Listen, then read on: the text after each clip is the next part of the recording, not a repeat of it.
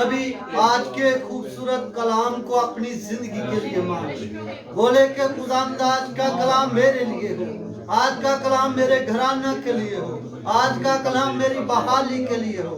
आइए सभी दुआ करें। आज का कलाम बीमारों की शिफा के लिए हो, आज का कलाम खुदा की इस कलीसिया के लिए, रूहानी बेदारी के लिए।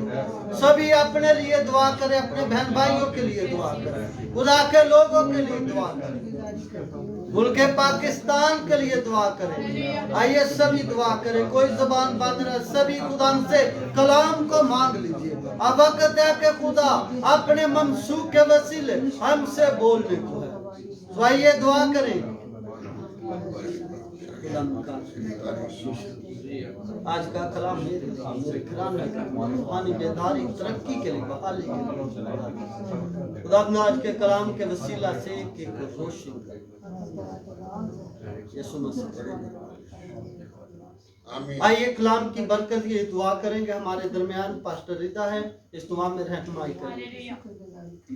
जिंदा आसमानी खुदा बाप तेरी शुक्रगुजारी करते हैं यीशु नाम में, यीशु नाम के वसीला से तेरे कुदस को याद करते, तेरी हजूरी में झुकते हैं पाक खुदा, क्योंकि तू मौजूद है इस जगह पे, क्योंकि तेरा वादा है जहाँ मेरे नाम पे 2 या 3 जमा होंगे मैं मौजूद हूँ। तो पाक खुदा आज के कलाम के लिए तुझसे बरकत चाहते हैं। अपने खादम को सर के बालों से लेकर पाँव के तलों तक छू लीजिए पाक खुदा। आज का कलाम हमारी जिंदगी के लिए बाइस से बरकत हो। पाक खुदा तेरी हजूरी को कसरत से मांग लेते हैं, क्योंकि तू मौजूद है। हम तुझे वेलकम और तुझे धन्यवाद कहते हैं। पाक खुदा अपने मंसूब को छू लीजिए यीशु मसीह के नाम से, आमीन। और रूहुल कुदस के लिए जोरदार तालियों। और आपका कलाम हम तक तशरीफ रखिए।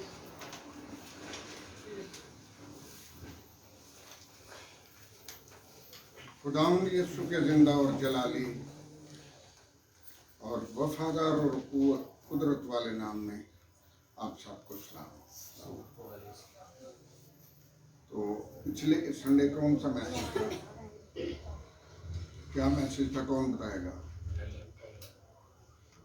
पिछले संडे क्या मैसेज?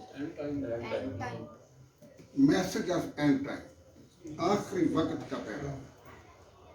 क्या है जी? और आखिरी वक्त के पैगाम में एक बात आई थी, और वो बात थी हवा। तो उसके ताल्लुक से मैंने कहा था कि मैं आइंदा संडे अगर खुदा की मर्जी हुई तो हवा के ताल्लुक से मैं समझूंगा कि ये हवा है क्या, ये हवा है क्या। तो हमारे सामने जो पहला हवाला जो तलावत हुआ वो यूहन्ना की अंजील के 3 बाब की 5 से 8, ये 3 आयात हैं, और ये 5 से 8 आयत तक हम फिर से पढ़ना चाहेंगे।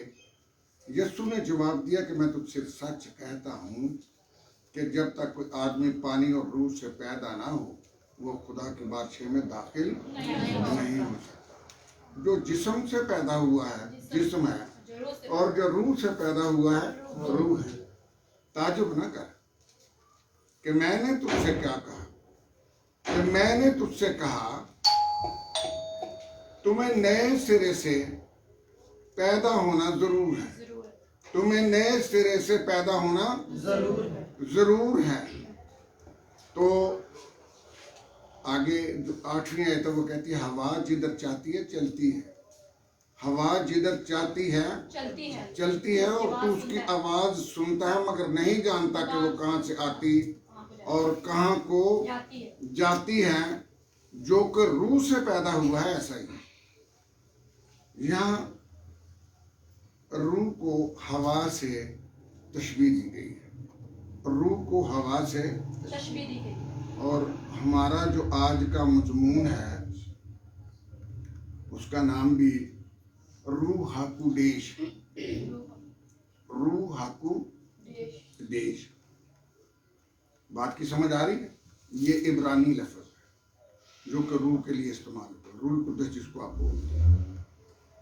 किसके लिए इस्तेमाल हुआ? रूह कुदस के लिए इस्तेमाल हुआ। और यूनानी में पैनोमा इस्तेमाल हुआ। यूनानी में कौन सा लफ्ज इस्तेमाल हुआ? और इसके जो लुग़वी मानी है वो हवा है। मैंने वहाँ पे वो जो मजमून है बाहर जा रहा, वहाँ पे मैंने हवा भी लिखा है, HAWWA, हवा, HAWWA, हवा, ठीक है।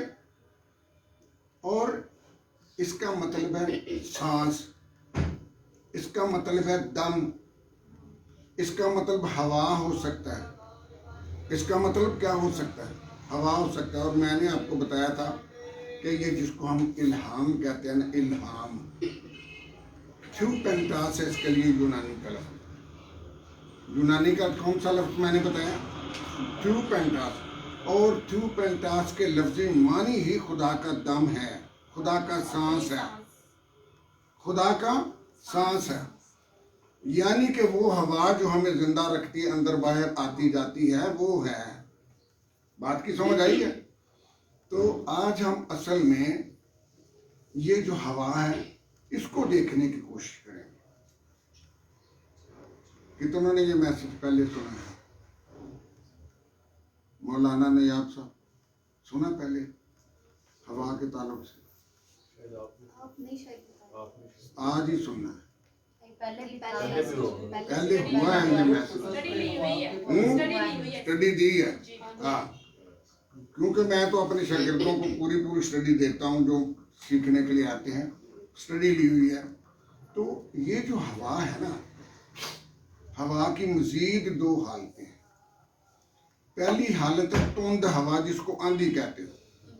दूसरी है हल्की हवा, दूसरी है हल्की हवा। तो रूल कुदस के पहले नंबर पे ये जो तुंद हवा है ना, ये रूल कुदस के तकवीयत बख्श इख्तियार को जाहिर करती है। क्या मैंने कहा? रूल कुदस के तकवीयत बख्श इख्तियार को जाहिर करती है। कौन करती है? तुंद हवा, यानी कि आंधी, यानी कि आंधी। और मैं आपसे अर्ज ये करना चाहता हूं, और ये जो आंधी है, जो भी उसकी ज़ात में आता है, जो चीज भी उसकी ज़ात में आती है, उसे मुतासर करती है। उसे क्या करती है? हाँ, ये जो कलाम मुकद्दस है, इसमें रूह कुदस के लिए हवा की इस्तिलाह जो है, ये खुदा के असर अफरी पहलू की ये वजाहत है। खुदा के असर अफरी पहलू की ये वजाहत है। जैसा कि पैदाइश उसके 8 बाब की पहली आयत है, इसको जरा पढ़ें, वहां पे लिखा है।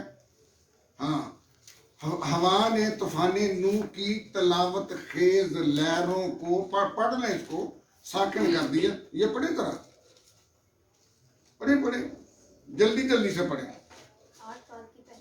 पहली आयत, एक ही आयत। फिर खुदा ने नूह को और कुल जानदारों और कुल चौपाइयों को जो उसके साथ कश्ती में थे याद किया, और खुदा ने जमीन पर एक हवा चलाई और पानी रुक गया। खुदा ने जमीन पर हवा ने पानी को रोका, तलावत खेज जो उसकी लहरें थी वो रुक गई, उसका तलातम जो था वो रुक गया। और मैं आपसे अर्ज करना चाहता हूँ, इसके साथ ही खरूज 15 की 10 को भी जरा पढ़ते हैं। खरूज 15 की 10 में लिखा है, तूने अपनी आंधी की फूंक मारी तो समुद्र ने उनको छिपा लिया। तूने अपनी आंधी की फूंक मारी तो समुद्र ने उनको, यहाँ आंधी की फूंक है लिखा हुआ। मैंने कहा था ना, वो थ्यूपेंटास जो है वो है, इसके लफ्जी मानी है खुदा का दम। और जब यीशु ने आना है तो उसके मुंह की फूंक से मैंने एक दिन मैसेज दिया था कि ये 20 करोड़ की फौज भस्म हो जाएगी, मुंह की फूंक से, क्योंकि ये खुदा का दम है। और ये आंधी से तेज है। ये जो तुमने टॉर्नेडो देखे हैं, टॉर्नेडो इसके मुकाबले में कुछ भी नहीं है। टॉर्नेडो इसके मुकाबला में कुछ भी नहीं है।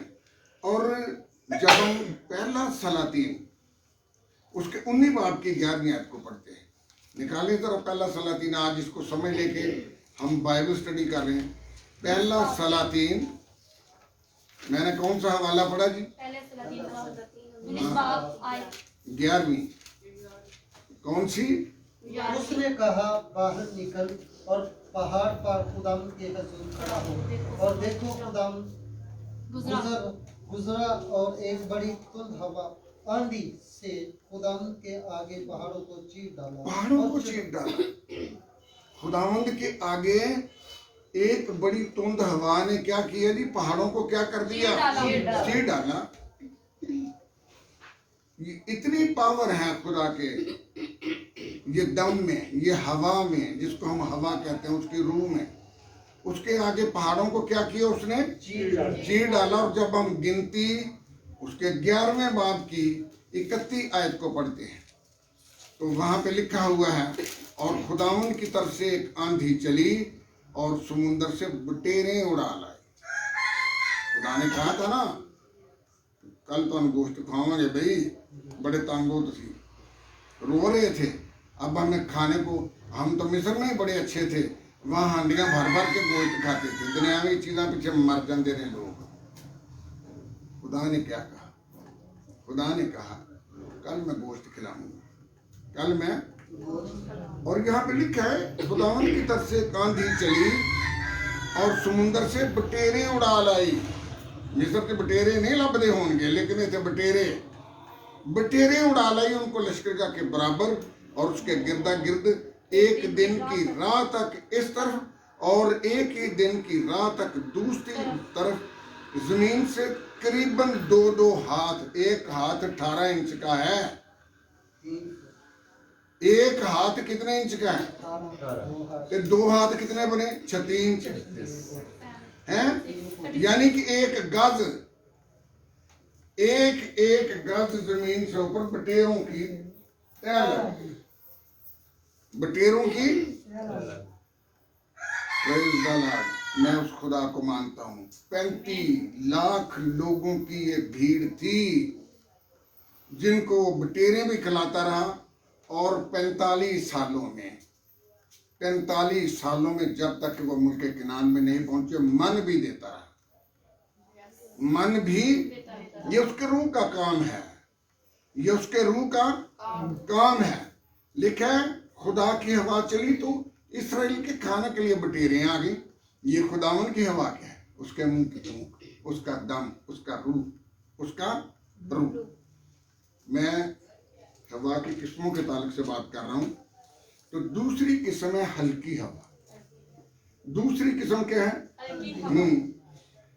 और पैदाइश पहले बाब की जो दूसरी आयत है, यहाँ पे इसका जिक्र है। पैदाइश पहले बाब की दूसरी आयत में, और जमीन, हाँ पढ़े। और जमीन वीरान और सुनसान थी, और गिराव के ऊपर अंधेरा था, और खुदा की रूह पानी की सतह पर जुम्बश करती। खुदा की रूह पानी की सतह पर क्या करती थी? जुम्बश करती थी। ये आंधी नहीं है, ये हल्की हवा है। ये क्या है? हल्की हवा। और जमीन जो वीरान और सुनसान थी, जमीन जो वीरान और सुनसान थी, गहराओं के ऊपर अंधेरा है, गहराओं के ऊपर अंधेरा, लेकिन खुदा की रूह पानी की सतह पर क्या कर रही है? ये जो जुम्बश के लफ्ज़ी मानी है ना, जो हमने जुम्बश किया, गांव में कितने हैं जो लोग हैं जो ये मुर्गियां जो है वो अंडों के ऊपर बैठाते हैं। किन्ने में तजर्बा है? तो तजर्बा है। हाँ, इब्रानी का जो लफ्ज है ना, ये अंडों को सहना, उसका तर्जमा हमने जुम्बश किया कि जिस तरह मुर्गी अपने अंडों पर बैठ करके उससे चूजे निकालती है, तो उस दौरान में उसका वजन जो है इतना कम हो जाता है, 1/8 उसका वजन रह जाता है। अगर उसका वजन था ना 800 किलो या 800 औंस, तो 1 औंस। उसकी खुराक भी इसी तरह से कम होती है, और उसकी जिस्म की गर्मी जो है ये 75% बढ़ जाती है। मेरी बात की समझ आ रही है? खुराक कम, जिस्म की गर्मी बढ़ गई, वजन कम हो गया। यानी कि ये सारे मराहिल जो है ये पेश करते हैं कि बड़े मुश्किल में से होकर के गुजरती है मुर्गी। ये जो जुम्बश है ना, जुम्बश क्या है? फेल फेल फेल के बारे में उस्तानियां बताएंगे। फेल का क्या मतलब? काम का करना, यही है ना, जिसमें काम का करना होना और सहना पाए। ठीक है, तो इसके लिए फेल के लिए हालत साकिन का होना पहले मौजूद है। अगर हालत साकिन नहीं तो फेल तो फिर पहले ही हो रहा है ना। इसमें हालत सुकून का होना जरूर है। और हालत सुकून के लिए ये जो फेल और फाइल और मफऊल है ना, फाइल वो होता है जिस पर काम किया जाए। मिसाल के तौर पर ये मेरी बाइबल है, ये मैं इसको उठाता हूं तो ये है मफऊल, उठाने वाला है फाइल। ये पहले हालत साकिन में थी, लिहाजा जब ये उठ गई तो काम जो है वो सरजद हो गया, काम मार्ज वजूद में आ गया। तो समझ लें कि ये जो जुम्बश कर रही थी तो इसका लफ्जी मानी ये है कि वो काम कर रही थी। मुर्गी भी काम ही कर रही है ना, अंडे निकाल रही है, अंडों में से चूजे निकाल रही है, यही बात है ना। तो खुदा की रूह जो थी वो इंसान के रहने के लिए माहौल को तरतीब दे रही थी, इंसान की रिहाइश के लिए क्या कर रही थी? माहौल को तरतीब दे रही थी।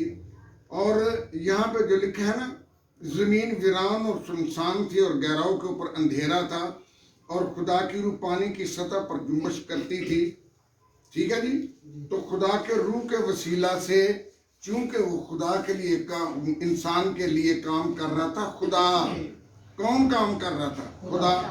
तो यहाँ पे मैं ये कहना चाहूंगा कि खुदा के रूह के वसीला से जहान जो है ये मार्ज वजूद में आया। जहान जो है ये मार्ज वजूद में आया। ज़बूर जरा 33 की 6 आयत को भी पढ़ें। ज़बूर 33 की 6 आयत में लिखा है, आसमान खुदावंद के कलाम से और उसका सारा लश्कर उसके मुंह के दम से बना। उसके मुंह के दम से बना। बड़े हैरान कुन बातें हैं ये, मेरी बात को सुनो। यहाँ लिखा आसमान खुदा के कलाम से, आसमान खुदा के कलाम से और उसका सारा लश्कर, ये फरिश्तगान, ये सब कुछ, ये तुम्हारी क्या कक्षाएं, ये इंसान, ये सब कुछ जो है उसके मुंह के दम से बना। ये कितनी बड़ी बात है। तो इसका मतलब है कि ये जो इसका मानी निकाला गया है, रूह हाकू देश का हवा, तो इसका मतलब है कि ये उसके जिंदगी का दम है। किसकी जिंदगी का दम है? खुदा की जिंदगी का। और खुदा की जिंदगी के दम ने इसको बनाया। खुदा की जिंदगी के दम ने इसको बनाया। और किसके वसीले बनाया? कलमे के वसीला से। किसके वसीला से? कलमे के वसीला से। मैंने इसके ताल्लुक से, कलमे के ताल्लुक से मैसेज दिया था और ये मैसेज तो हमारा वो अमेरिका में भी बड़ा पसंद किया गया। मैं टोटल इसके ऊपर मैसेज दिया था और ये इसके ताल्लुक से मैंने बताया था कि कलमे की हालतें 3 हैं। अगर मतकल्लम जो है यानी कि कलाम करने वाला जो है वो बोलता नहीं तो उसके अंदर जो कलमे हैं वो उसके अंदर ही रहेंगे। उसके कलमे जो है उसके लिए लफ्ज इस्तेमाल होगा, हालतें नफ्सी है ये वो, मतलब कि कलमा जो है ना, ये कलमा नफ्सी कहलाएगा। यानी कि उसके नफ्स का, उसकी रूह का, उसके जिस्म का, उसके मादे का हिस्सा है। उसके मादे का ये हिस्सा है। लेकिन जब मुतकल्लम ने बात कर दी तो वो कलमा जो है वो बाहर लोगों ने भी सुन लिया, तो ये कलमा हो गया शख्सी। कलमा हो गया शख्सी। तो कलमा शख्सी जब होता है तो फिर यहाँ से तीसरे नंबर पे जो कलमा है वो कलमा तकवीनी बनता है। यानी कि उससे अमले तकवीन होती है, पैदाइश होती है। उससे क्या होती है? अमले पैदाइश होती है। अमले पैदाइश होती है। तो यही वजह थी कि यीशु ने कहा था कि मैं बाप में हूँ। यानी कि कलमे जो हैं, अगर हमारे कलमे जो है, मैं ये जो बातें कर रहा हूँ मेरे अंदर से खत्म तो नहीं ना होती। आपने भी सुन ली, ये कलमा शख्सी भी हो गया लेकिन मुतकल्लम के अंदर भी रह गया।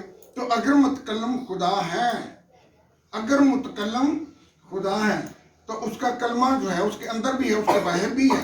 बाहर जो है उसने जिस्म ले लिया, वो यीशु की हालत में लोगों में फिरता रहा। मेरी बात की समझ आ रही है? उसने कहा था मैं बाप में और बाप मुझ में है। यानी कि ये जो इंसान का जिस्म है जिसको आप यीशु कहते हो, इसमें रूहे खुदा रहती है, इसमें रूहे खुदा रहती है।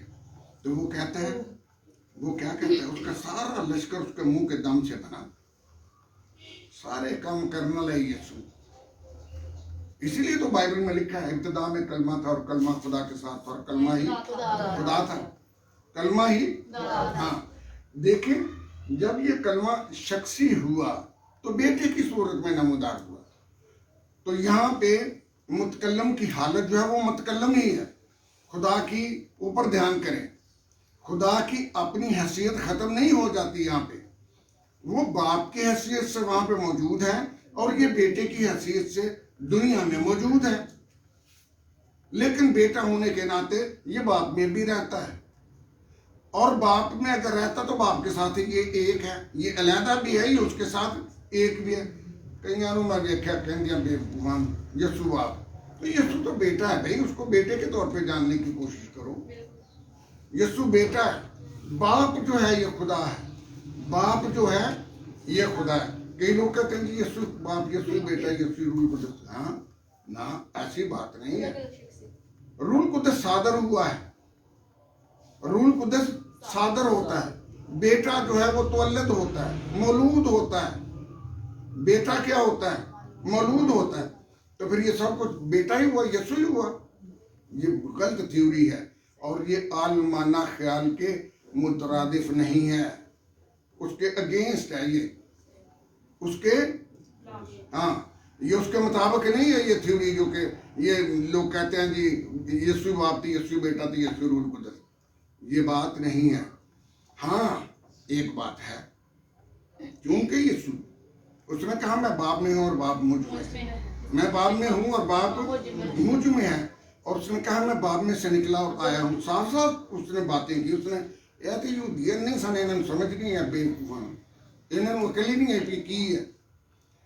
अगर इंसान का बेटा, अगर इंसान में से निकलने वाला इंसान का बेटा हो सकता है तो खुदा में से निकलने वाले को खुदा का बेटा होना चाहिए या कि नहीं? अगर इंसान में से निकलने वाले को इंसान कहा जा सकता है, भावें लूला रंगाई होवे, भावें काना ही होवे, भावें गंजा ही होवे। मेरी बात की समझ आ रही है? तो खुदा में से निकलने वाले को खुदा होना चाहिए या कि नहीं? इस नाते वो खुदा है, इस नाते वो क्या है? खुदा है। मैं इसको ज्यादा नहीं लंबा करता। मेरे खुदा ने अमले तकवीन किया जमीन व आसमान को, कहकशाओं को, इंसानों को बना दिया। ये सब कुछ उसकी मामूली यीशु की वजह से, क्योंकि यीशु के वसीला से उसने ये किया, यीशु के वसीला से उसने ये किया। तो हम आगे चलते हैं। ये तो था ना कि उसके लश्कर उसके मुंह के दम से बना, ठीक है। तो खुदा के रूह ने यूसुफ को भी ख्वाबों की ताबीर बताई। खुदा के रूह ने यूसुफ को भी ख्वाबों की ताबीर बताई या कि नहीं बताई? हैं? बताई थी। उसी की वजह से उसने वो की थी ना तफसीर, हैं? उसी की वजह से की थी ना, हैं? कि नहीं थी? क्या समझ रहे हो? खुदा के रूह की वजह से, खुदा के रूह की वजह से। मैं यहाँ पे एक अजीब सी बात करने जा रहा हूँ। ये अजीब सी बात जो है ना, पहला पत्र उसके 3 बाब की 18 से 20 को पढ़े। कौन पढ़ेगा? 18 से 20। इसलिए कि मसीह ने भी यानी रास्तबाज ने ना रास्तों के लिए गुनाहों के बाइस एक बार दुख उठाया ताकि हमको खुदा के पास पहुंचाए। वो जिस्म के एतबार से तो मारा गया लेकिन रूह के एतबार से जिंदा किया गया। इसी में उसने जाकर उन कैदी रूहों में मना दी थी जो उस अगले ज़माना में नाफरमान थी, जब खुदा नूह के वक्त में तहम्मुल करके ठहरा रहा था और वो कश्ती तैयार हो रही थी जिस पर सवार होकर थोड़े से आदमी यानी 8 जाने पानी के वसीला से बची। आमीन। ये मेरे मजमून से बिल्कुल अलग चीज़ है, लेकिन मेरे अंदर आ गई तो मैंने कहा कि मैं इसके ऊपर भी थोड़ी सी बात करना चाहूँगा। तो ये समझाने के लिए आपको कि यीशु मसीह यहाँ पे पता वो क्या कहते हैं लोग, ये जो मिशनों वाले लोग, भाई मिशन वाले भी हैं जी, कहते ने को बड़े आलम नहीं ने। ये मैं आपको बताना चाहता हूँ, यीशु जिन्होंने जो मर गया तो थले पताल से गया तो मना दी की तो नहीं मना दी उन्हें की थी वहाँ पे, उसने मनादी नहीं की। वाइज ये जो 5 बाब की 9 आया था वहाँ पे लिखे मुर्दे कुछ नहीं जानते। अगर मुर्दे कुछ नहीं जानते तो यीशु मर गया था, वो मुर्दा था, वो भी कुछ नहीं जानता था, तो मनादी कि नहीं की थी। यहाँ ये आयत को बड़े गौर से पढ़ना है। वो जिस्म के एतबार से मारा गया मगर रूह के एतबार से जिंदा किया गया। इसी में उसने जाकर, यानी कि रूह में उसने जाकर उन कैदी रूहों में मुनादी की। उन कैदी रूहों में, हाँ, किसमें जाकर? रूह में जाकर, जो अगले जमाना में नाफरमान थी। जब खुदा नूह के वक्त में, वक्त भी बता दिया, जब खुदा नूह के वक्त में तहम्मुल करके ठहरा रहा था और वो कश्ती तैयार हो गई जिस पर सवार होकर थोड़े से आदमी यानी कि 8 जने पानी के वसीला चले। तो यहाँ पर यीशु मसीह मुनादी कर रहा है, कहाँ पे? नूह के अंदर बैठ करके कर रहे हैं। यीशु खुदा का रूह है ना, मेरी बात की समझ आ रही है? क्योंकि उसका रूह का हिस्सा है, अगली उसके रूह का हिस्सा तो उसका रूह है। और मैं तुम्हें बताना चाहता हूँ, वो जो क्या था नाम उसका यार, यशुआ जिसको कहते हो, यशुआ ने वो देखा ना, मैं इसके ऊपर भी एक दिन मैसेज दूंगा। यशुआ ने वो देखा, एक बंदा जो था वो तलवार लेकर के खड़ा, उन्हें आख्या तू साढ़े वाल है या कि मुखालफा वाल? उन्हें आख्या कि मैं इस वे खुदा दियां फौजां दा सिपा सलार बन गया, और वो भी यीशु था, वो भी यीशु था। यीशु मुनादी कर रहा है नूह के अंदर बैठ करके, तौबा कर लो। 120 वर्ष तक यीशु कहता रहा तौबा करो। सामने कौन था? नूह था। और आज भी जब हम कहते हैं अपने बंदा के वसीला से हमसे कलाम कर, तो जिसले बंदे के वसीले कलाम कर दे, फिर कहते सानू ला ला के कीता है। फिर नहीं असीं सोचते कि भी ये तो खुदा दा कलाम है, असीं तो खुदा दी आवाज़ सुनन दे ने, इत्थे सानू मौत पै जाती है। हम अपनी गलतियां दूर नहीं करना चाहते, हम अपने गुनाह को रद्द करना नहीं चाहते। और मैं जिधर भी देखता हूँ ना, मुझे यीशु नजर आता है, हर काम में मुझे यीशु नजर आता है। ये मेरी बात को सुन लो। जिन्हें बहस करनी है, जिन्हें मुबासा करना, मैं अलानिया कहना आ जाओ कर लो। नूह के अंदर बैठ करके यीशु मुनादी करता रहा, शागिर्दों के अंदर बैठ करके यीशु मुनादी करता रहा, क्योंकि यीशु ही खुदा का इल्हाम है। कोई नबी हो ही नहीं सकता अगर उसके अंदर यीशु नहीं आता। कोई नबी हो ही नहीं सकता अगर खुदा का इल्हाम यानी यीशु उसके पास नहीं आता। तो ये आखना जी यीशु ने मतलब कि जिसले जी मसीह ने आना तो फिर उन्हें साढ़े पीछे नमाज पढ़नी, शर्म करो। खाल के कायनात को कहते तुहाडे पीछे नमाज पढ़ेगा, जिहदियां तुहाडियां करतूतां ने इहो जिहियां मतलब कि नहीं वो करना चाहता। जरा पढ़े जरा पैदाइश उसके 41 बाब की 38 आयत। ए गल दी समझ आ गई जे नहीं आई? नहीं तो बोल ही पैना। आ गई?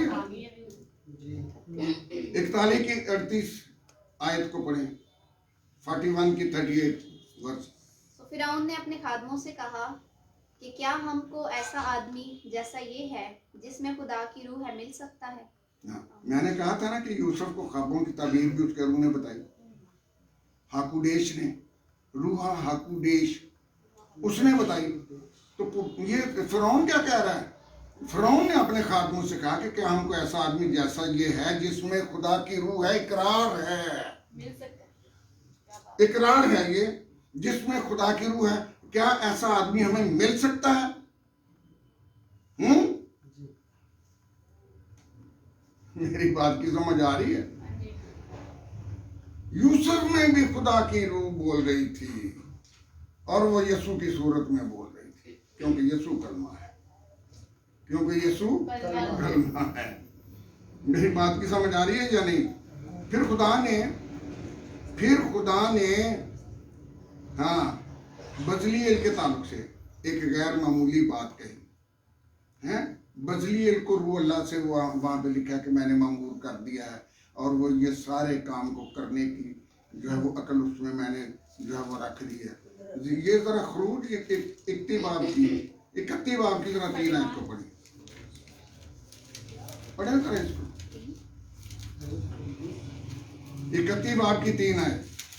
और मैंने उसको हिकमत और फहम और इल्म और हर तरह की सनत में किनिया चीज़ां ने, हिकमत और फहम और इल्म और इल्म, हिकमत फहम और इल्म ते चौथे नंबर ते हर तरह की सनद में रूह अल्लाह से मामूर किया। रूह अल्लाह से, किससे? रूह अल्लाह से। किससे मामूर किया? रूह कुद्दसिया मामूर है। ये जो रूह अल्लाह है इसको तो कुरान शरीफ भी कहता है कि ईसा रूह है मिन हो, रूह अल्लाह है। ये क्या है? रूह अल्लाह है। और अगर अल्लाह का रूह है तो ये अल्लाह है, फिर इन्हें मनो।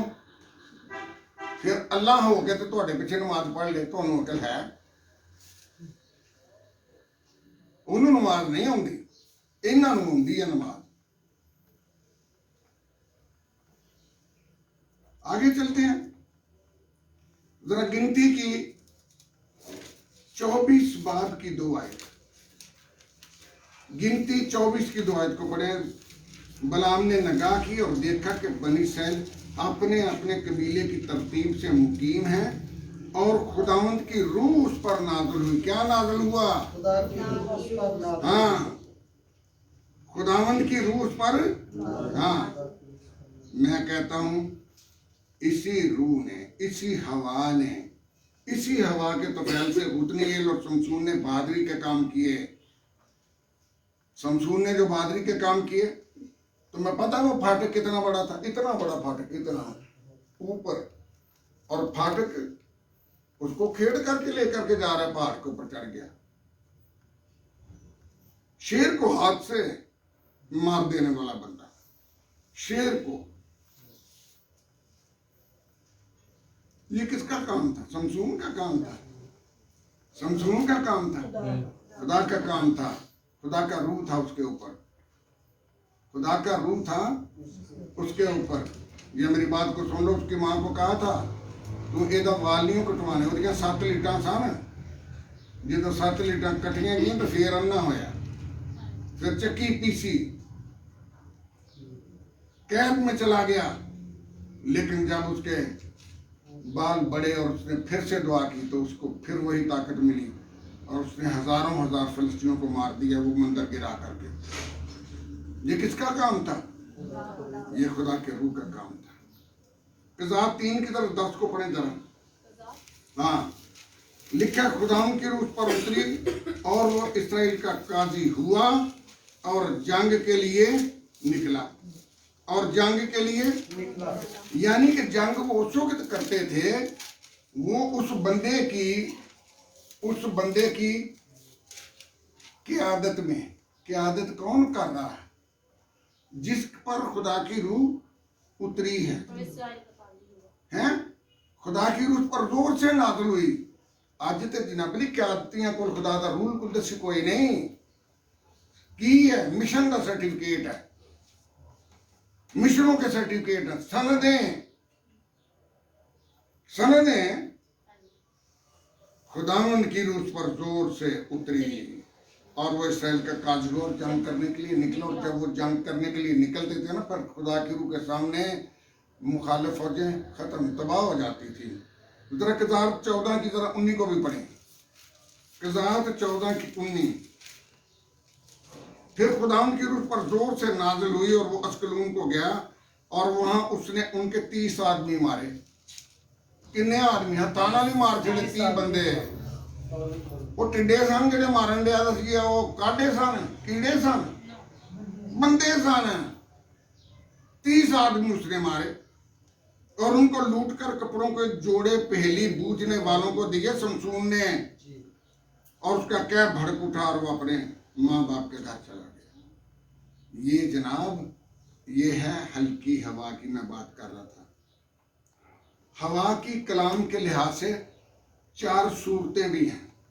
4-5 इसकी सूरतें भी हैं, वो भी मैं बताता हूँ। पहले नंबर पे चार सिमती हवा, चारों तरफ से आने वाली हवा। कौन सी हवा जी? चारों तरफ। हाँ, हर तरफ से आने वाली हवा ईमानदारों की जिंदगी में रूह कुदस के काम की वजाहत करती है, ये वाजे करती है कि इसके अंदर रूह कुदस है। और रूह कुदस गुनाहों में मुर्दा लोगों को नई जिंदगी देता है। जैसा कि पिछले मैसेज में मैंने हिजकिय्याह उसके 37 बाब की 9वीं और 10वीं आयत पढ़ करके बताई थी कि चारों तरफ से उसने नबूवत की ना, जब हिजकिय्याह ने कि ए रूह इन पर चारों तरफ से आ, पढ़ लो इन, फिर पढ़ लो, कोई बात नहीं है, कोई नुकसान की बात नहीं, पढ़े। हाँ, हिजकिय्याह 37 की 9 और 10। तब उसने मुझे फरमाया कि नबूवत कर, तू हवा से नबूवत कर, ए आदमजाद, और हवा से कह कि खुदा यूं फरमाते हैं, हवा से कह। क्या बात है, हवा से कह कि ए आदमजाद, ए दम, तू चारों तरफ से आ। हवा को क्या कह रहा है? दम। और इन मकतूलों पर फूंक के जिंदा हो जाए। बस मैंने हुक्म के मुताबिक नबूवत की और उनमें दम आया और वो जिंदा होकर अपने पांव पर खड़ी हुई। एक नहायत बड़ा लश्कर, एक नहायत बड़ा ये है चार सिमती दम के अंदर पोशीदा राज, इसको समझें। ये रूह कुदस है। और जिन कलीसियों में रूह कुदस नहीं है वो मुर्दा कलीसिया है। कलीसिया तो मैंने बताया था ना, पहले उन्हें क्या हड्डियां तेन नबूवत कर, इन मुर्दियां तेन नबूवत कर। यही वो नबी ने पहले बोलिया तो ते नबूवत की थी। ਜਿਹੜੇ ਸੁਣ ਹੀ ਨਹੀਂ ਸਕਦੇ, ਜਿਨ੍ਹਾਂ ਦੇ ਕੰਨ ਹੀ नहीं ने, उन्होंने तो नबूवत की थी। लेकिन यह तो अनोखी गल है ना कि मुर्दियां तो नबूवत कर, हैं कमाल की बात है, मैं मुर्दों पे नबूवत करूं। उसने कहा नबूवत कर, और नबूवत जब हुई हड्डियां जुड़ गई, उनके ऊपर नसें चढ़ गई, गोश्त चढ़ गया, विच कुछ भी नहीं सी, जिंदगी नहीं सी, जिंदगी नहीं थी। फिर उसने हवा को कहा कि हवा के बारे में नबूवत करी, जो आयत हमने पढ़ी है। फिर ये 37 बाब की 9वीं और 10वीं आयत उसने बाद में कही कि इन पर नबूवत कर, हवा से नबूवत कर। हवा को कहा कि चारों तरफ से आए। आज हमारी मसीही जमातें, मैं कलीसिया नहीं इनको कहता, जमातें कहता हूं, ये रूह कुदस से खाली है, चारों तरफ की हवा से खाली है। हड्डियां जुड़ चुकी हैं, शोर हुआ, हड्डियां जुड़ गई आपस में, हर एक हड्डी अपनी अपनी हड्डी से एक ढांचा बन गया। फिर नबूवत हुई, गोश्त चढ़ गया, नसें चढ़ गई, दम नहीं है। फिर नबूवत हुई तो उनमें जिंदगी का दम आया तो खलो गई उठ गई। आज कलीसियाएं मुर्दा हैं, गोश्त है उनके ऊपर, नसें हैं उनके ऊपर, लेकिन रूह कुदस नहीं, दम नहीं, दम नहीं है। मुर्दा कलीसियाएं। कौन सी कलीसियाएं? हाँ, आंदे ते असी कलीसियां ही ना, ते जे मैं कह लवां तो केड़ा कोई गलत है। मैं इनको जमायतें समझता हूं। कलीसिया तो वो है जिसके अंदर उसका रूह है। कलीसिया सिर्फ वही है जिसके अंदर उसका रूह है। मैं बताना चाहता हूं, यीशु मसीह पर रूह कुदस कबूतर की सूरत में नाज़िल हुआ। तो कबूतर दी मुअन्नस जिहड़ी है बुलबुल नहीं है, मोरनी भी नहीं है, इल भी नहीं है, की है, कबूतरी है। और वो कलीसिया जो रूह कुदस याफ्ता है वो है कबूतरी, वो है कबूतरी। तो कबूतर की तरफ कबूतरी कशिश करेगी या बुलबुल? कबूतरी करेगी। हाँ, इल चढ़ाट मारेगी कि कबूतरी नूं खा ला। मेरी बात की समझ आ रही है? मैं आपसे अर्ज कर देना चाहता हूं, जब वो बादलों पे आएगा तो कबूतरी ऊपर जाएगी, इल्ला नहीं जे जानी, सुर्खी पाउडर वाले नहीं जे जाने। ये मेरी गल गौर ना सुन लो। हाँ, सीधी सीधी बातें मैं करता हूं, मैं कोई इसमें कुछ रखता ही नहीं, लाग लगाओ तो रखता ही नहीं। आज हम जिंदगी नहीं रखते, हमारे अंदर जिंदगी नहीं, हमारे अंदर जिंदगी नहीं है। सीधी सीधी सी बात है। इसके बाद मैंने बताया ना कि हवा की 4 किस्में। पहली किस्म है मशरक की हवा, क्योंकि मुझे मजमून को पूरा करना है तो फिर टाइम तो बहुत हो जाता है। फिर वो जो बाहर के लोग सुन रहे होते हैं वहाँ फोन कर, और बाबा जी बड़ा लम्बा कर छड़ दो, गलते सही सी बट गल लम्बी सी। हाँ बाबा ऐसे की करे। हाँ मशरक की हवा, ये मशरक की हवा का काम पता क्या तबाहकारी लाती है। ये क्या लाती है? पैदाइश उसके 41 बार की तरह 27 आयत को पढ़े, तरह 41 की 27 को पढ़े। पैदाइश 41 की 27 आयत। और वो 7 बदशक्ल और दुबली गायें जो उनके बाद निकली, और वो 7 खाली और पूर्वी हवा की मारी मुरझाई हुई बातें भी 7 बरस ही हैं, मगर काल के 7 बरस। हाँ, इसमें वो बता रहा है वो 7 बदशक्ल और दुबली गए और उनके बाद निकली, और वो 7 खाली और पूर्वी हवा, पूर्व कहते हैं मशरक को, पूर्वी हवा की मारी मुरझाई हुई बालें भी 7 बरसी हैं। तो जहां पे पूर्व की बात आएगी तो पूर्व की हवा क्या करती है? वो फसल को खराब करती है। फसल को क्या करती है? खराब करती है, सीधी सीधी बात है। तो ये जो 7 पूर्वी हवा की मारी मुरझाई हुई बालें भी 7 बरस हैं, मगर वो कहता है काल के। क्या है? तबाही हो गई ना काल की वजह से। तो दूसरे नंबर पे यहाँ पे मूसा और फिरौन की कहानियां, खुरूज 10 की 13। पस मूसा ने मुल्क मिस्र पर लाठी बढ़ाई और सुबह होते होते पूर्वा आंधी टिड्डियां ले आई। क्या ले आई?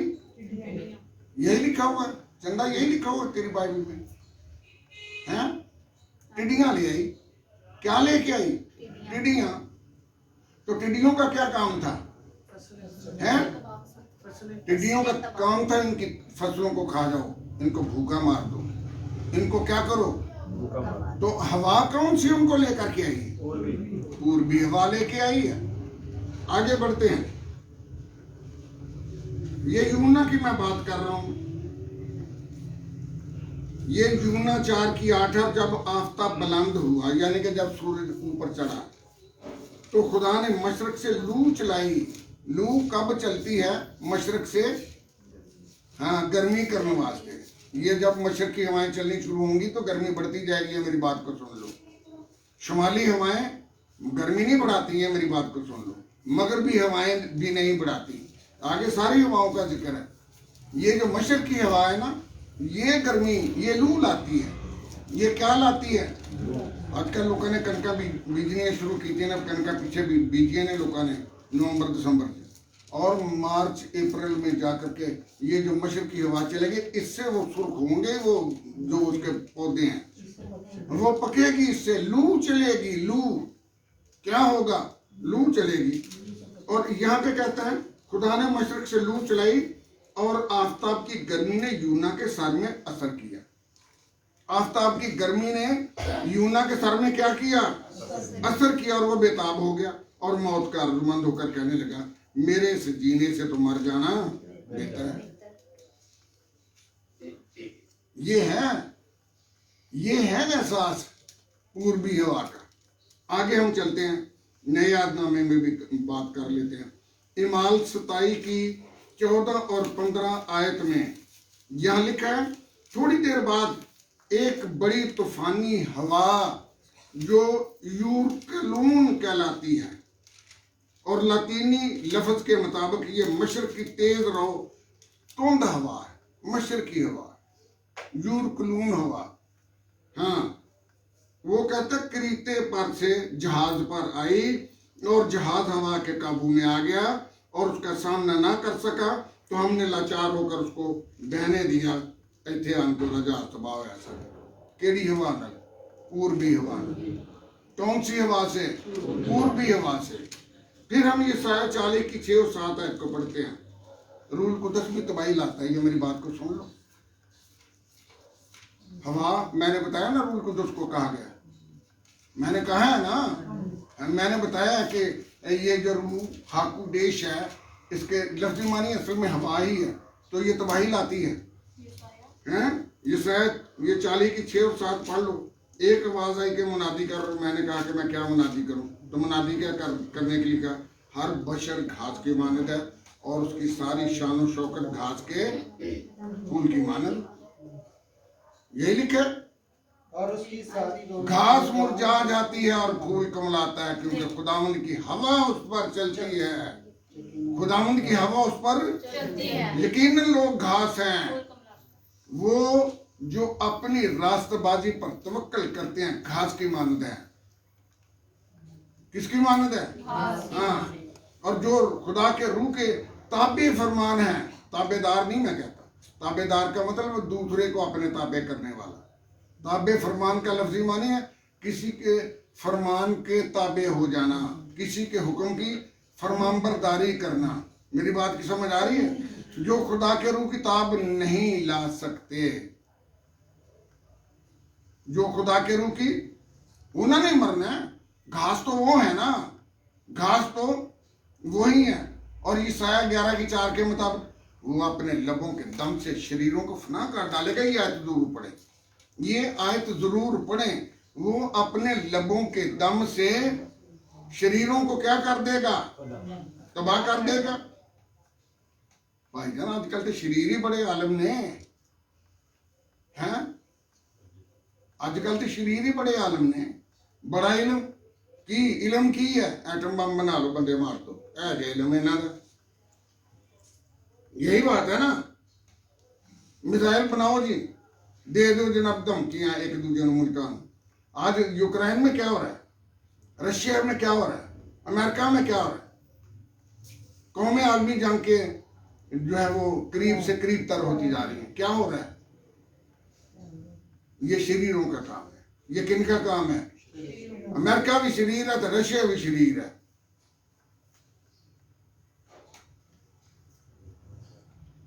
मैं लंबी बात नहीं करता, मगरब की हवा की बात करते हैं।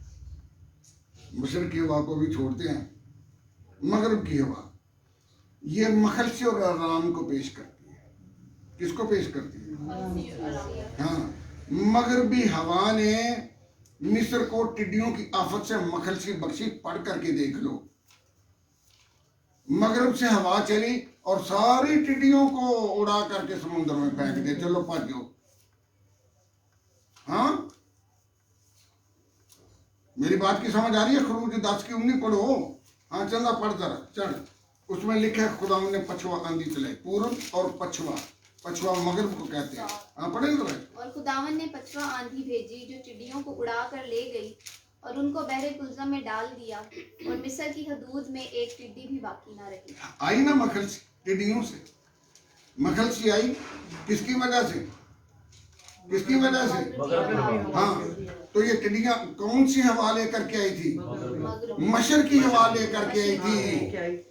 मशर की हवा ने टिड्डियां मिस्र में जो थी वो उनको क्याम करवाया, और मगरबी हवा जो थी इन्हें जाके सुटियां बाहर समुद्र के नीचे छितर मार के चलो न सारी फसलें खा गई।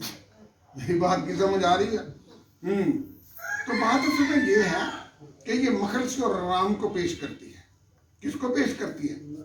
मखलसी और आराम को। और रूल कुदस एक इलाही मददगार है जो इंसानी परेशानियों और जो अलग है उनकी मदद करता है। उनकी क्या करता है? हाँ, तो यूहन्ना की इंजील में उसके 14 बाब की 16 में लिखा है, मैं बाप से दरखास्त करूंगा तो वो तुम्हें क्या देगा? मददगार। तुम्हें दूसरा मददगार बख्शेगा। तुम्हें क्या करेगा? दूसरा मददगार बख्शेगा।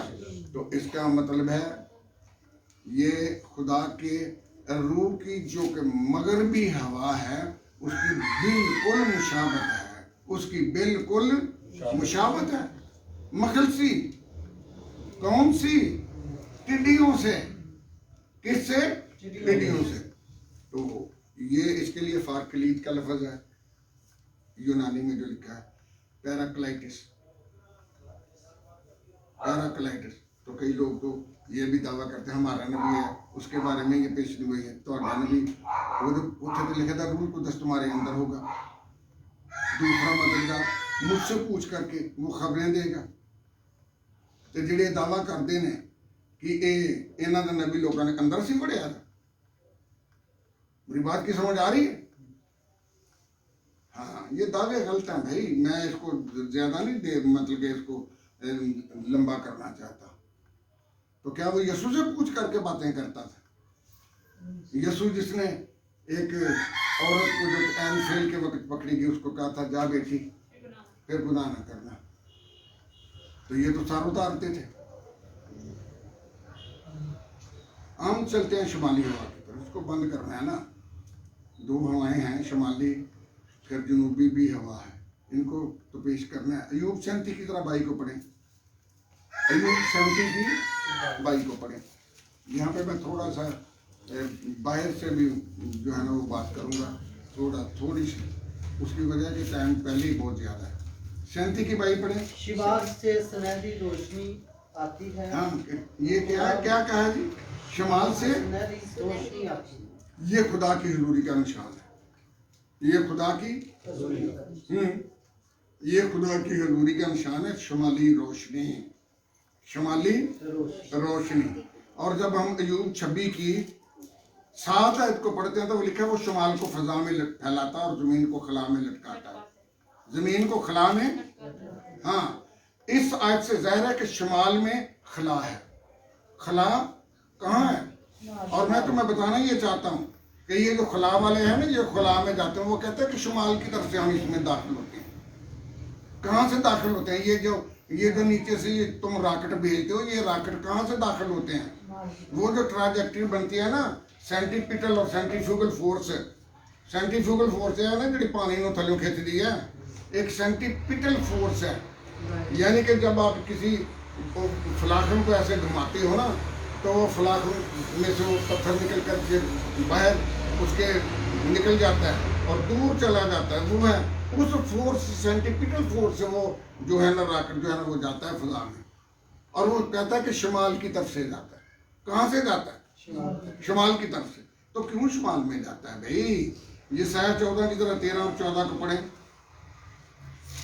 तू अपने दिल में कहता था मैं आसमान पर चढ़ जाऊंगा। ये लूसीफर के बारे में है भाई। मैं अपने तख्त को सितारों से भी ऊंचा करूंगा और मैं शुमाली इतराब में जमात के पहाड़ पर बैठूंगा। मैं बादलों से भी ऊपर चढ़ जाऊंगा, मैं खुदा ताला की मान दूंगा। और इस आयत से शुमाल में खुदा की सुकूनत जाहिर की गई है।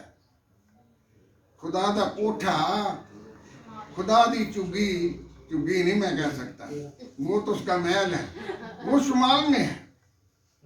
कहाँ है? शुमाल में है। मेरी बात की समझ आ रही है? हाँ, खुदा की सुकूनत वहां पे यही है ना। एक क्यों कहता सी मैं शुमाली तराब दे जमात के पहाड़ पे बैठेंगे। जमात का पहाड़ पता कौन सा है? तुम्हें पता खुदा के पहाड़ कौन सा है? तुम्हें पता है? मैंने बताया था पिछली दफा, मोरिया का पहाड़ खुदा का पहाड़ है। मोरिया का पहाड़ खुदा का पहाड़ है। मेरी बात की समझ आ रही? पूरी जमीन पर एक ही तो खुदा का पहाड़ है। उथे तो कहता रहा इब्राहिम, उथे तक करी कुर्बानी, उथे अपने बेटे ने भी सलीब ते चाढ़े।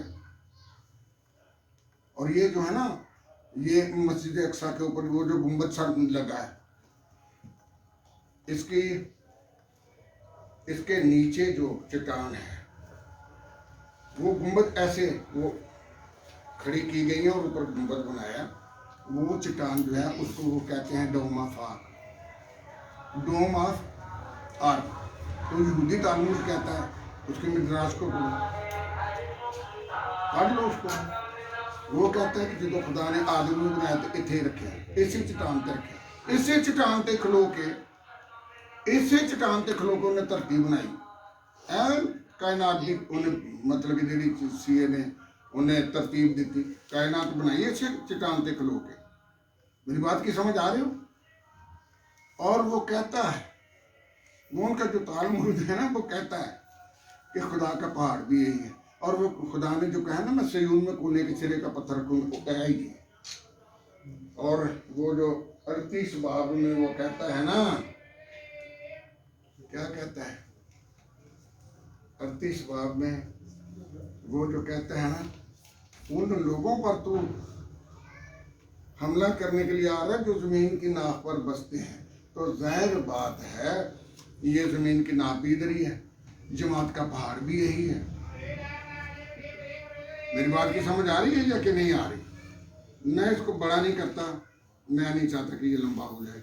बहरहाल अबलीस ये चाहता था शुमाल दे विच, शुमाली पहाड़ों के उत्ते खुदा के पहाड़ के उत्ते अपना बसेरा कर लो, नहीं कर सका, नहीं कर सका।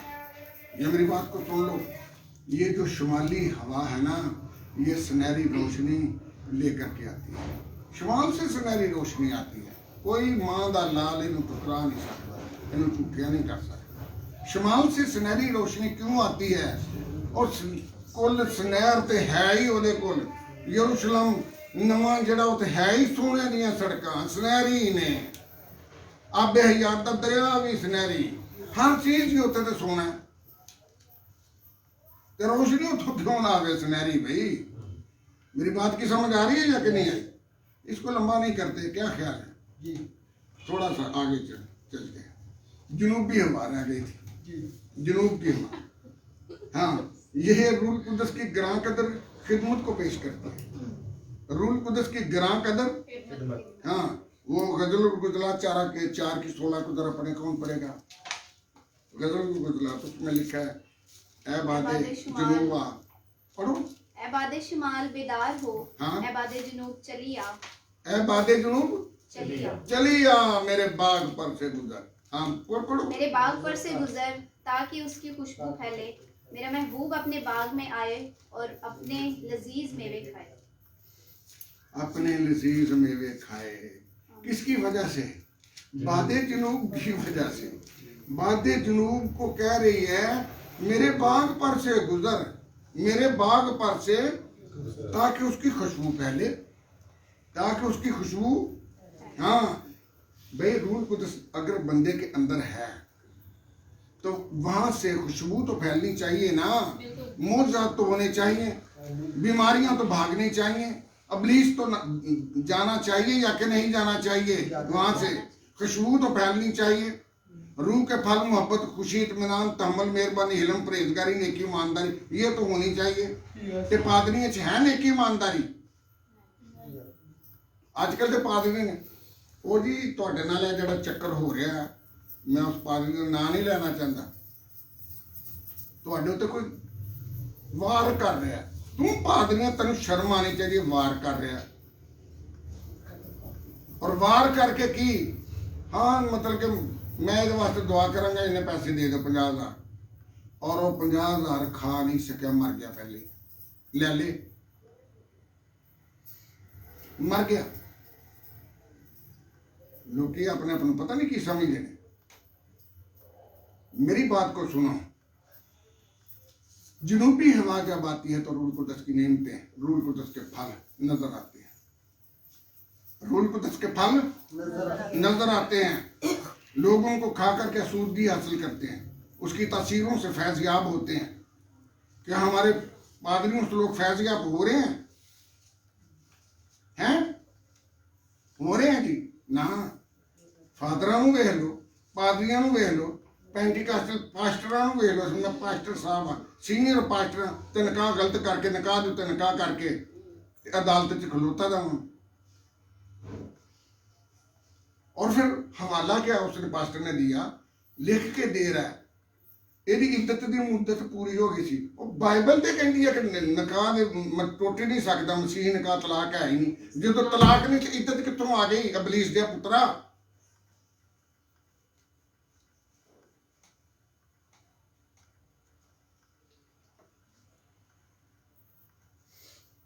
ये ऐसे पादरी, ऐसे पास्टर, भाइयों के पास्टर, इसके ताल्लुक से मैं तुम्हें बताना चाहता हूँ, इन्हों नालों तो फादर चंगे ने जो डबल निकाह नहीं करते। लोग बदलियां करके फिर यहो ਜਿਹੇ चवल पादरियों को जाते हैं। भाइयों दो पैसे 10,000 दो तो निकाह करा लो। यसू की क्यों मननी है? यसू की मनने की जरूरत ही कोई नहीं। मेरे अजीजों, ये ज़िना का जुमरा है, ये ज़िनाकारी है। जो छोड़ता है वो ज़िना करवाता है उससे, और जो छोड़ी हुई से ब्याह करता है वो ज़िना करता है उससे। सीधी सीधी गल। पहला करंथी 7 बाब ਦੇ ਵਿੱਚ ਕਹਿੰਦਾ ਕਿ ਅਗਰ ਅਲੱਗਾ ਹੋ ਗਿਆ ਤੇ ਫਿਰ ਵਿਆਹ ਕਰਨੇ ਤੇ ਫਿਰ ਉਹਦੇ ਨਾਲ ਹੀ ਸੁਲ੍ਹਾ ਕਰ ਲੈ, ਉਹਦੇ ਨਾਲ ਹੀ ਕਰ ਲੈ। ਉਹਨੇ ਜੀ ਗੁਨਾਹ ਕੀਤਾ, ਉਹ ਗੁਨਾਹ ਕਰ ਬੈਠੀ ਹੈ। वो कलीसिया जो बदकार बीवी थी खुदा के बेटे की, उसके लिए वो सलीब पर चढ़ रहा है, तो तुम उन्होंने नहीं मतलब के कर सकता एक्सेप्ट। तुम बहुत नेक पाक है, शर्म करो। ये सारी बातें मैं यहाँ पे नहीं करना चाहता। रूल कुदस की जुनूब की धीमी हवा की तरह हमारी जिंदगियों में रूल कुदस दाखिल होता है, धीमी हवा की तरह, पता ही चल रहा है। जिससे हमारी जिंदगियों में नई तरोताजगी और शदाबी आती है। लोगों ने समझे ना पैसे की शदाबी है। लोगों को चंदा ला लेना कि दुआ ही नहीं करनी, चंदे वाले वहां तो 10 रुपये ने की दुआ कर, हाँ 10 रुपया वास्ते नहीं दुआ करनी, फिर वेखेंगे 10 रुपये, हाँ ठीक है जी, नहीं दुआ करनी है। मेरे पास आते हैं लोग ऐसी बातें करते हैं, बताते होंगे कि फलाना पादरी ने 10 रुपये देते तो उन्हें तो दुआ ही नहीं की होती। तेन लाख रुपया बंदा तो फिर तू दुआ करेंगे, तेरी दुआ भी विकती। मैं अर्ज कर देना चाहता हूँ, रूह के फल नहीं ऐसे लोगों में, रूह की नेमतें नहीं ऐसे लोगों में, क्योंकि रूह कुदस ही नहीं है जो हमारी जिंदगी को मुतासर करता है और खुदावंद यीशु मसीह की तरफ हमें मुतवज्जे करता रहता है। क्या करता रहता है? मुतवज्जे करता रहता है। ये फेल हाल जारी है ना, खलोंदा नहीं, रूल को तो दसदा ही रहता है। खुदा यीशु मसीह ने क्या आख्या सी ते तू इंज कह रहा ते गलत कह रही है। मेरी बात की समझ आ रही है? और ऐसे ही लोग सोने से पहले अपने गुनाहों और गलतियों का इकरार करके खुदा मेरे को तो हो गए थे, मैंने माफ कर दे, ऐ लोग ने गलतियां सारे को हो डालियां, लेकिन रूल को तो उस वेले उन्होंने कहता तू मैं गलती की थी, तू गुनाह कर लिया, यदि माफी मांग लिया। फर्क सिर्फ बेईमानी और ईमानदार में इतना ही है। ईमानदार जरा अपनी गलती मान के तुम छड़ देता है, तो बेईमान कहता मेरी टौर है वे, मेरे वर्गा पाटे खां वाल सीते खां कोई नहीं, मेरी मामा का ना लंगार बीबी सी, हाँ सीधी सीधी बातें। वो फख्र करता है अपनी बदकारियों के ऊपर, जनाकारियों के ऊपर, बुरी ख्वाहिशों के ऊपर फख्र करता है। मुझे ये बताओ, क्या हमारे साथ भी इन 4 हवाओं का कभी राबता हुआ? क्या शमाली हवा ने हमें सुनहरी कर दिया? क्या जनूब की हवा ने हमारे अंदर रूह कुदस की खुशबू को फैला दिया? हमारी रूह कुदस की खुशबू जो है वो लोगों में फैली हुई है? क्या मगरिब की हवा से हमारे अंदर मखलसी और आराम है? या हमारी जिंदगियों से लोग दुख हासिल कर रहे हैं मशरिक की हवा की तरह? कभी सोचा? उठे अपनी गलतियों पर मातम करें। मैं कहता हूं अपनी गलतियों को छोड़ें, तर्क करें। खुदा आपको बरकत देना चाहता है। आइए सभी